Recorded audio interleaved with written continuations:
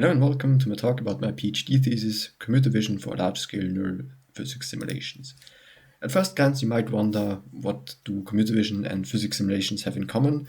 And I don't think it's immediately obvious, but I hopefully will convince you that there are certain similarities that have common modeling techniques, and we can apply similar things to both of these systems. And how this starts is, under the hood, both physics and natural images, so computer vision, data is a continuous system. And how do we process these continuous systems is we need some type of discretization. So when we look through the real world, we don't have like a set of pixels that we have a continuous world that we observe. And in order to process and store them, we need to somehow capture it and discretize it into some shape or form. Typically in computer vision or when we take photos of something, we do this with a digital camera, where we get a discrete set of pixels, and this is then the discretization of our continuous world. And depending on how good your discretization or your camera is, you will get better or worse resolutions. In this case, the resolution gets smaller and smaller. With relatively low resolution images, you might make out that this is an animal, but you wouldn't necessarily know that this is a mongoose. You could also say that it's a cat or a dog. And for these types of systems, we have quite good models that can process this. So computer vision is a very strong field of machine learning that has been established for a long time, with the breakthrough of deep learning in general in 2012 with AlexNet, onwards to ResNet and a lot of normalization stuff. There's a lot of breakthroughs that happened in the computer vision research of machine learning. And it also shows in these foundation models that have been recently trending among various research labs, where they train really large-scale models on heaps of data that was scraped from the internet and probably also curated or labeled with a lot of effort to put into annotation and stuff like this. And this produces a lot of good models. We show here three different foundation models. On the upper right-hand side here, we have Segment Anything, which creates astonishing segmentation masks with promptable or adjustable interface. On the bottom right here, we have Stable Diffusion, which creates astonishing high-quality images from just pure noise by training on a very efficient diffusion model. And what the focus of the first part of my PhD thesis is so-called self-supervised learning, where we have a model that is trained on an auxiliary task to learn some useful representation. And on the bottom right here, or bottom left here, you see what you can do with these kind of models, where they are relatively general purpose, where you can do a lot of things from just the representation alone, where you can, for example, track different parts of the dog here. You have a separate attention head that focuses on the head, on the body, or on the tail, as you see in the different colors here in the second column. Or you can easily estimate depth with this, or even train a segmentation head on top of it. In the first part of my PhD thesis, I advanced a lot of, or in general my research advanced various things about vision foundation models, from architectures to pre-training to fine-tuning, all kinds of advancements to varying degrees there.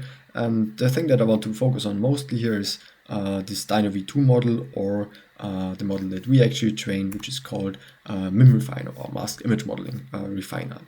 In this work, we identify a key problem that these kind of foundation models have. So one of the key pre-training regimes in computer vision is that of predicting an absent patch in a vision transformer. So in vision transformers, images are patchified in these patches, and then we mask out a random subset of them, and we then train something or train a decoder to reconstruct these missing parts, either in latent space or actually in pixel space, as shown here.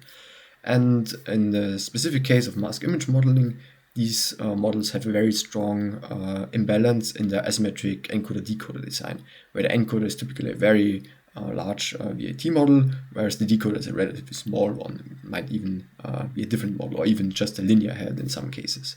And we see on the right-hand side here this strong mismatch, where especially for larger models, the decoder only contains a fraction of the total parameters, which makes the whole process a bit unbalanced. And we see that when we plot here, for example, a metric for a very simple classifier that we train on the features of the outputs of each encoder block, we see that actually towards the end of the encoder, we see this degradation of representation quality, what we call it, where the classification accuracy gets worse and worse as the representation goes further onwards in the encoder, where in the last layer, actually the largest model here, which is a MAE-H14, which has 600 million parameter, is actually worse than a 300 million parameter model, which you wouldn't expect at first sight.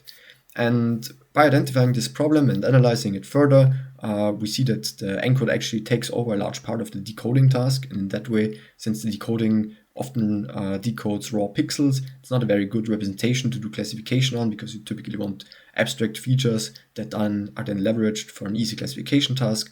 So this kind of degrades the representation, basically the encoder taking over parts of the decoding task. And in order to circumvent this, we essentially aim to retrain these couple layers towards the end to avoid the degradation, while leveraging the peak representation quality in the middle of the encoder. And what we come up with here is a quite efficient training methodology, where we take a pre-trained mask image model, which is very efficient to train. It has a very rich feature space, and then we refine it with a set of instance discrimination heads, or sometimes also called contrastive learning heads.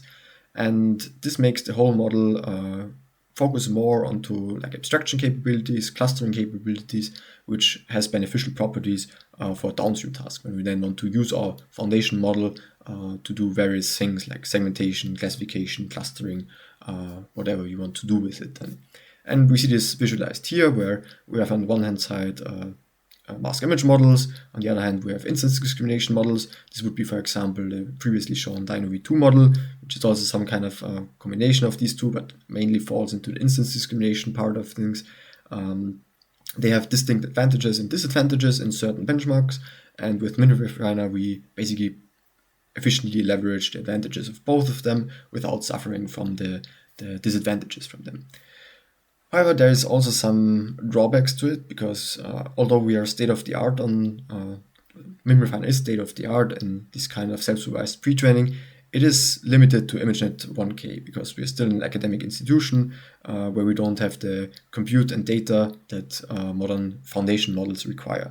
So when you look at the absolute benchmark here, for example, on papers with code, you see that although we are quite far ahead of the competition, where we see here the top 14 models here, and if you're already familiar with MIM-refiner here, we see that also the predecessor contrastive tuning here is among the top 15 models here, and all of the red marked models here were actually trained by me, or in our works, which shows that when you pay particular attention to the extra training column, and if we squash this down a bit, we see that pretty much the only model that beats us is the DynoV2 model, which was trained on a web scrape of data with a very large model with a large amount of compute.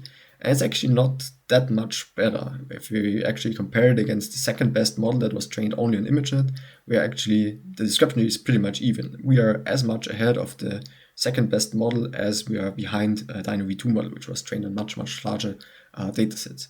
Most notably also like a less tuned, under quotes, it's not direct comparison, but the IBOT method was basically the foundation of the DynoV2 model that was then heavily tuned and scaled up to very large datasets and parameter counts, is quite far behind this methodology of MIM-refiner.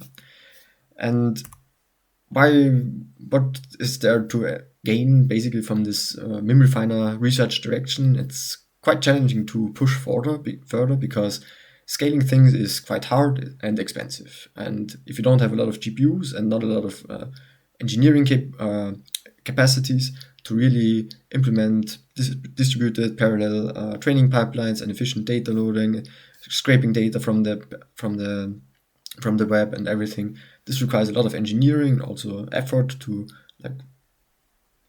get the resources, get the GPUs working, get the storage capacity, and then training a model on that. That's quite infeasible for an academic institution, so it's quite tricky to push MIM-refiner further. And what I ask in my thesis, instead of pushing MIM-refiner further, is how can we leverage this knowledge from training state-of-the-art self-supervised learning, computer vision models on other modalities or in other domains. And what you might have expected from the title already is that one intuitive thing is, or one other domain is physics. And what we can do in physics is something very similar that we do in computer vision, where we have our continuous process, maybe described by like some equations, some partial differential equations maybe, that we need to discretize in some form of discrete representation, similar to pixels, where we then need to solve it with or typically it's solved with a classical numerical solver, where PDEs oftentimes don't have an analytical solution, so they're discretized, the domains of the PDE are discretized into very small, with a very fine resolution, and then it's numerically approximated, the solution at the next step or at some future step. And this is very similar to images because they operate on a regular grid. You could employ something like a vision transformer or a ResNet on these things. And in fact, this was actually done already with to quite some success. And I'll give the example of, for example, weather modeling. And in this case, you might think, hey, the Earth is not flat. How can we do an image processing in that? And although the Earth is not flat, although some people might think it is, for computer vision purposes, we can easily flatten it out and consider it as a flat surface, more or less. There are some assumptions in this case, but there is some, we can apply computer vision methodologies on that. And what actually do I mean by that is one of these models is called Aurora from Bodner et al. From 2024, which leverages a lot of computer vision methodologies here. And if we look at the architecture of this kind of model, we immediately see that here are some patch embeddings, which might sound familiar because this is actually something called, or was introduced with a vision transformer, a vision method. Then second thing, we have here a perceiver. A perceiver is a method also introduced for various modalities. Among them is computer vision. And then when we have a deeper look at the backbone, we actually see that this has some kind of structure where we have like some kind of local attention or like some local blocks that will interact with each other. And this is actually from a paper called MIM transformer, which was introduced for computer vision methodology. And in addition to that, we have these residual connections and patch merging and patch splitting. So it's kind of a hierarchical backbone. And this also comes from something in computer vision, from biomedical imaging, where this is called a UNet architecture. So altogether, this is a lot of computer vision methodologies applied to physics modeling already. And why is that? Physics modeling can be quite challenging. So physics models typically have, or physics data has unbounded value ranges, which can lead to numerical instabilities. Generalization can be an issue. Limited data can be an issue. There's various constraints that you might be interested in building into the model, or via a loss, or whatever you want, how you want to integrate this. It's often high resolutions. You need efficient models that can process this type of data. So it's just overall, there's a lot of challenges, and architecture is something that for regular grids is quite figured out because computer vision is quite advanced. So why introduce new components to that if we already know what works in computer vision and we can readily apply that? So essentially, the physics community has had a strong methodology basically to use tried and tested components of computer vision and combine them with novel physics modeling approaches in order to gain quite astonishing results here. However, as this was already done, what's the part in my PhD then, if this was already done? And what my PhD particularly focuses on is not regular grids, but irregular grids. And with irregular grids here in this example, we have a simulation where we have a circular object in the middle, which is not filled with anything or any fluid, and we have fluid coming from the left-hand side here that results in these wakes here. Here we also need to discretize it in some way, but since we have a circle in the middle, it's quite tricky to discretize this on a regular grid because either we need like a really fine grained resolution to get the borders of the circle accurately, or we will have some kind of trade-off with in terms of accuracy versus how many inputs we get. And what is then commonly done, or what is a more efficient representation for these things, are triangles. But triangles are irregular grids, so this leads us to requiring new modeling techniques that are not one-to-one applicable to computer vision, because computer vision works on a regular grid, or oftentimes works on a regular grid. And these kind of simulations on irregular grids are actually quite widespread, where you have a lot of use cases that require this. The first thing is, of course, this kind of simulations where you have some obstacles in there that need special meshing algorithms, or that can't be easily discretized onto a regular grid. Second use case would be something like a geometry, where you have a car shape. How do you discretize a car shape onto a regular grid? That's also quite challenging, particularly if you have something like a adaptive meshing algorithm, where you have different sized triangles that resolve very fine detailed regions in the geometry, finer than maybe like a surface that where there is no or little change in this. So this all ties in very nicely also with the next use case, which is, for example, particle simulations. Discretizing particles on a regular grid is also quite challenging because they are inherently discrete, so it's kind of unnatural to interpolate them to a regular grid, for example. So we need some kind of modeling techniques that can handle this type of data. And what we come up with is a novel approach how we can model these type of physical systems. And what we use there is an approach called neural surrogate modeling for neural operators, where neural operator learning is a common machine learning technique that has been employed also for regular grid physics, but also for irregular grid physics.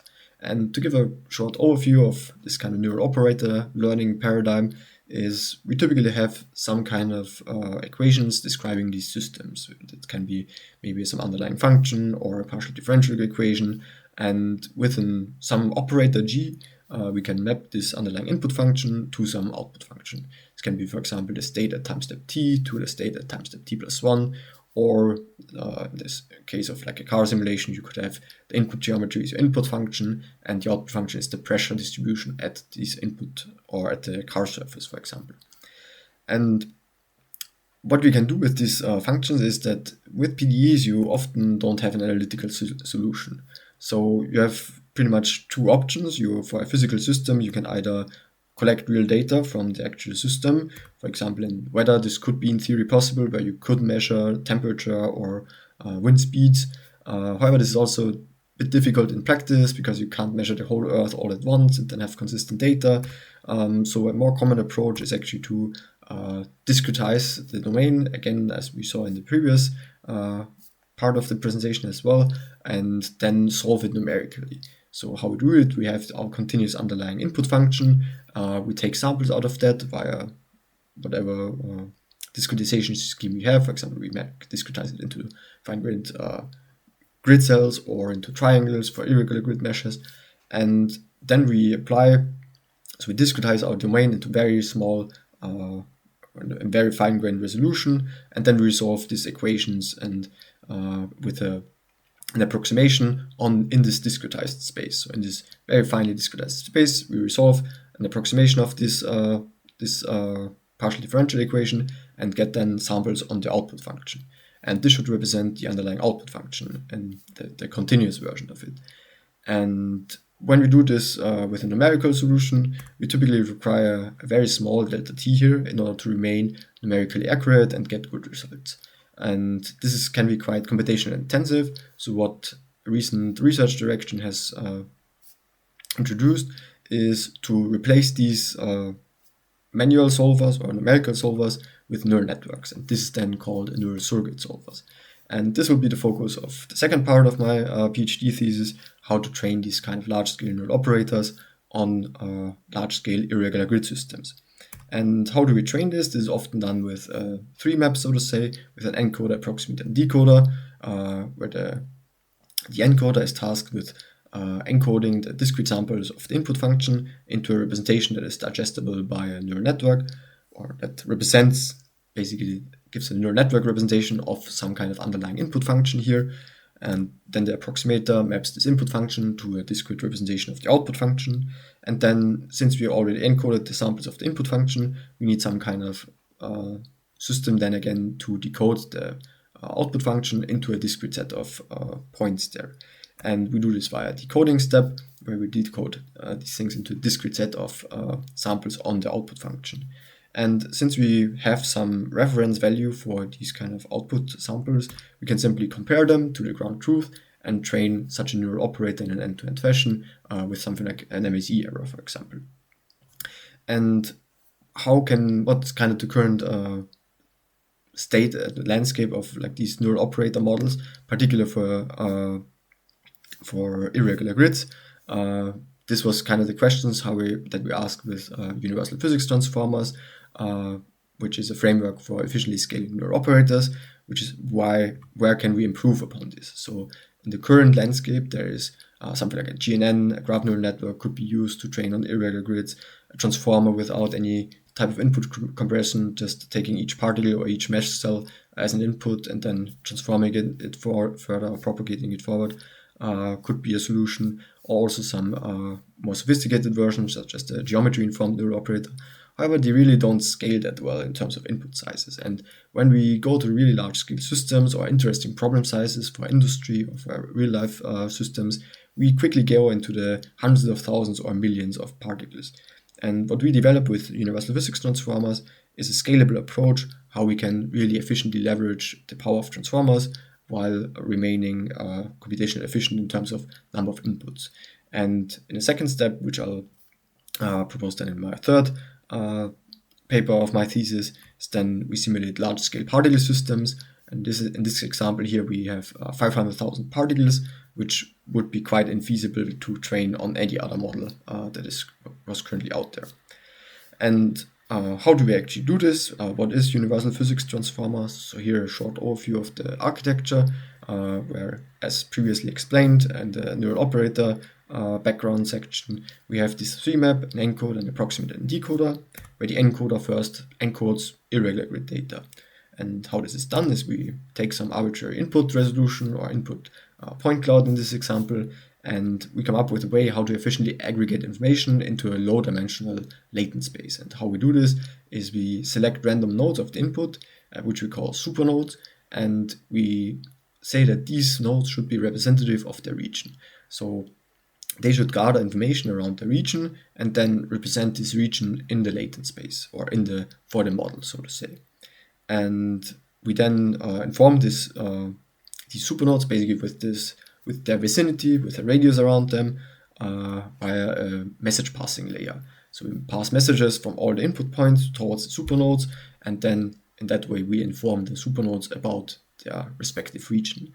And as you might have seen in the beginning, this is very reminiscent to something in computer vision, where in computer vision we have an image and then we select patches out of the image, very similar to how we select supernodes, although the patches are selected evenly spaced, and in irregular grids it's a bit difficult to get an evenly spaced mapping, so we just select them random, so there's some overlap, and you might have very similar supernodes or something like this. And then we simply inform these sampled patches or supernodes with their respective region. For example, in vision transformers, this is done by a linear projection. And if you think of these patches not as a square, but as just some latent representation, for example, represented as a dot, you see a kind of similar picture here, where although the input modality is quite different, the underlying system is actually quite similar.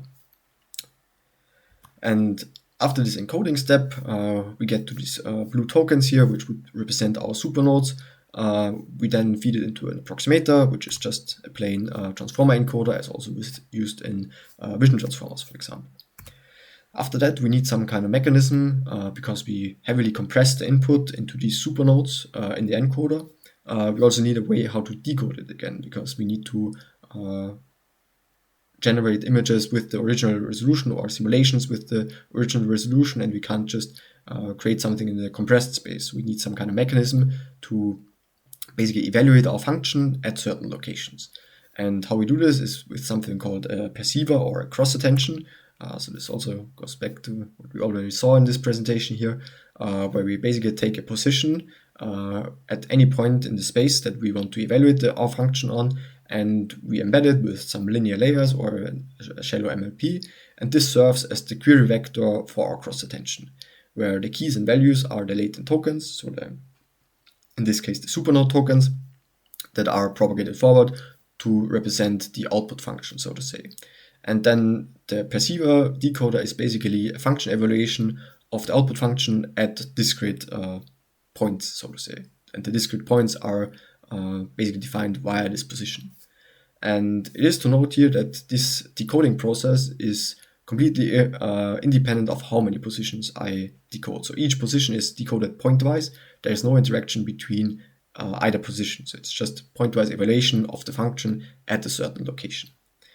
And with this, we basically invert this encoding task, and we can query the decoder or the latent space at any point in the space here. And this turns out to work quite well, where we show on very large scale simulations, so up to 65,000 inputs here in this simulation. We get very, very good results. Here is shown in this example in the test MSE, where we heavily outperform the competition, sometimes even by an order of magnitude here, or almost an order of magnitude here. An additionally intriguing property is since we can query the decoder at basically any point in the space, we kind of get implicitly some kind of field modeling here, which we show on an example of a particle simulation here, where we have a Taylor-Green vortex, as it's called, shown in the top right here, where we have some swirls that decay in their velocity and at some point result in a stationary distribution here. And when you zoom into one of these swirls here, you see the ground truth particles and their associated velocity or the direction of travel here visualized in dark blue.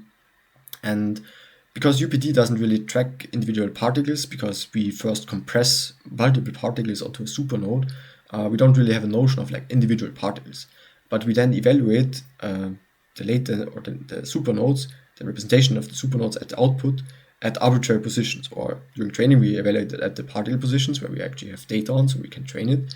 However, this is not necessarily bound to the locations that we queried on, and during inference we wouldn't actually have a concise representation of the position, because we never know it, because we don't simulate each particle individually, and in that way we need some kind of mechanism to evaluate our model or the performance of our model. And what we can, for example, do is we can show that our model really efficiently learns the underlying field instead of really learning each individual particle representation. This is visualized here with the white arrows, where simply on a regular grid we just take coordinates. These coordinates are not in the training set, they are just arbitrarily chosen to be on a regular grid, and we evaluate the velocity field at these positions. And we clearly see that the white arrows they align very well with the ground truth particles and the direction of travel in there.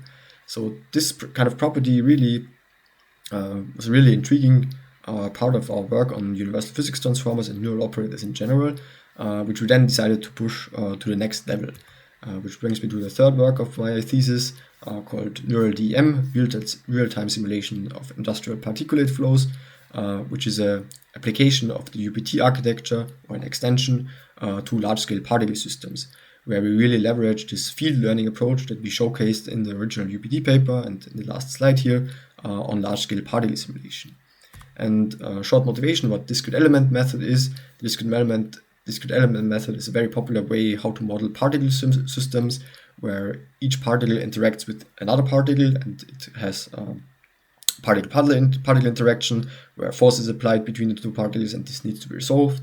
In addition to that, there's of course an external force such as gravity, and it can be optionally coupled to a fluid simulation, where we then would have an additional force acting from a surrounding fluid or a gas phase.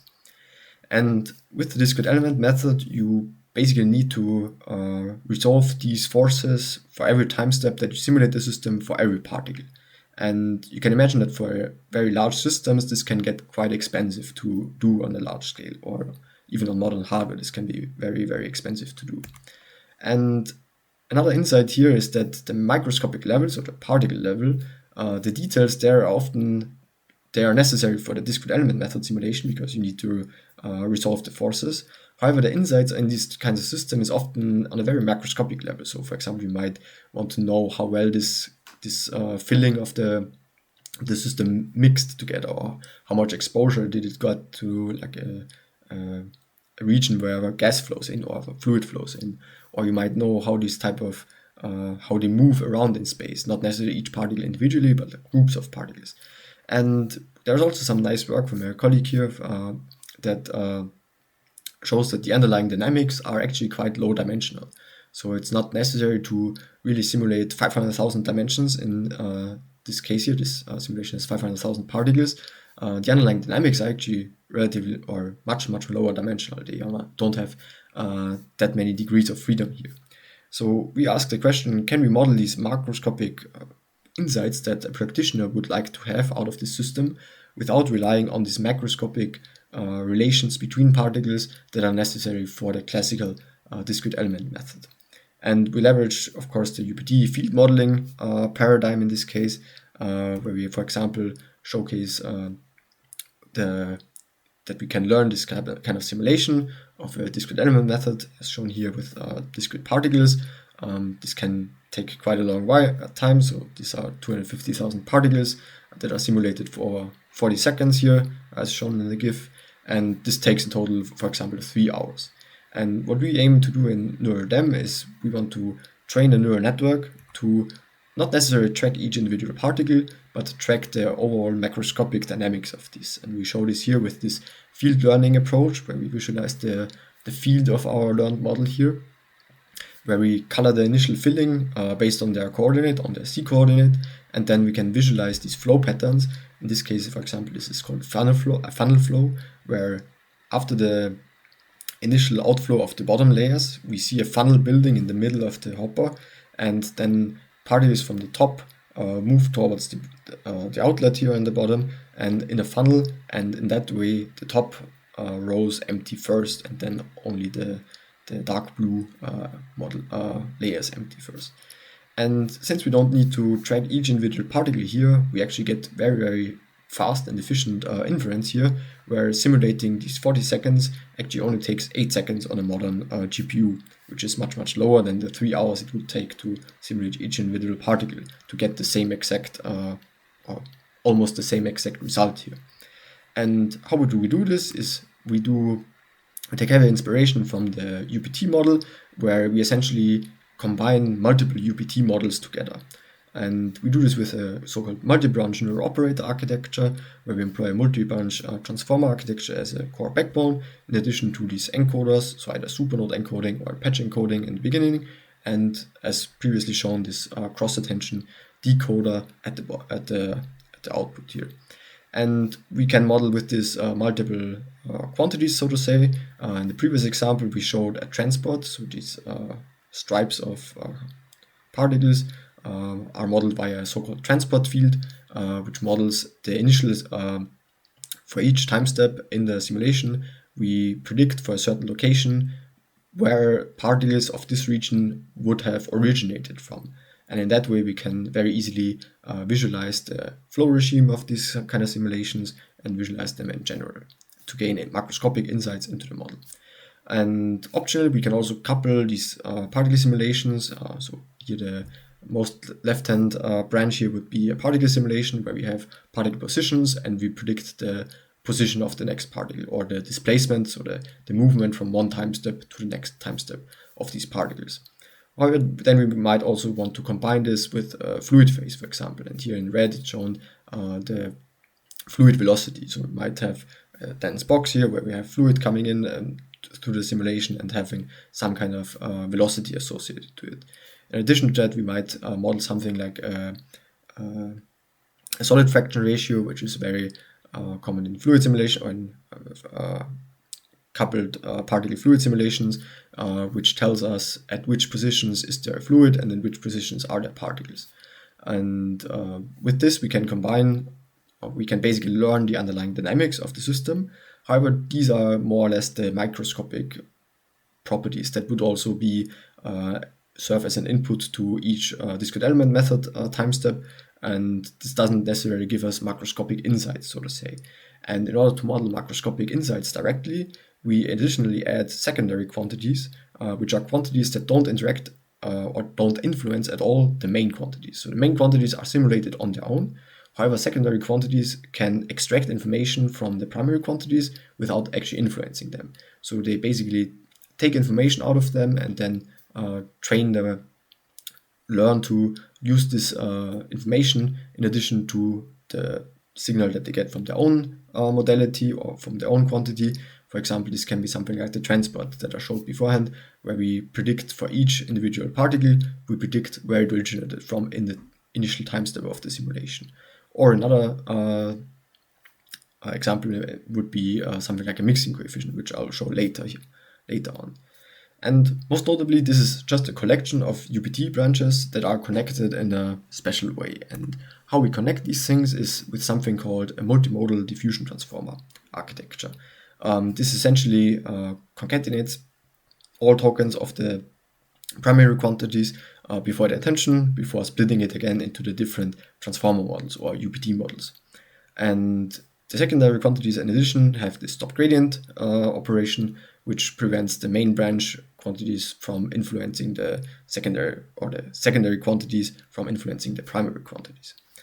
And if you are already familiar with something from computer vision, you might know, or as it's also common in the common theme in this presentation, is that it is actually originated from something called Stable Diffusion 3, where they introduced this multimodal diffusion block. So the primary quantities are basically modeled with this multimodal diffusion block.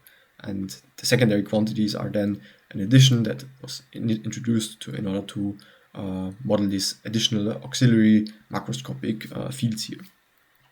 And what we can do with this as well is we then take a multi-phase simulation where we couple the particle simulation with a fluid simulation, as shown here, where we have particles, the solid fraction ratio, which tells us where are particles and where is the fluid or the gas phase, and then we have a fluid velocity here associated to it. So fluid comes in from the bottom and it ascends to the bottom, to the top. And these kinds of systems have very chaotic dynamics, and you can probably see for yourself. So this hopefully it doesn't stutter too much. Yeah, now it's good. So this gives very chaotic behavior, and there's bubbles forming in these particles, and they dissolve at some point. And if you have a very trained eye, you might already see a difference between the 4 simulations, and if you might, you probably have a slight idea like what are the predictions of NeuralDEM model, or what are the ground truth simulations. And we actually see on the main diagonal, we see the predictions of our model, and on the off diagonal, we see our ground truth for these kind of settings. We see that although it's not one-to-one corresponding, that's very much expected because it's a chaotic system where you don't really have a unique solution, and even the classical solution would diverge from if you rerun the same simulation with a different initial packing, it would give vastly different results after like some time.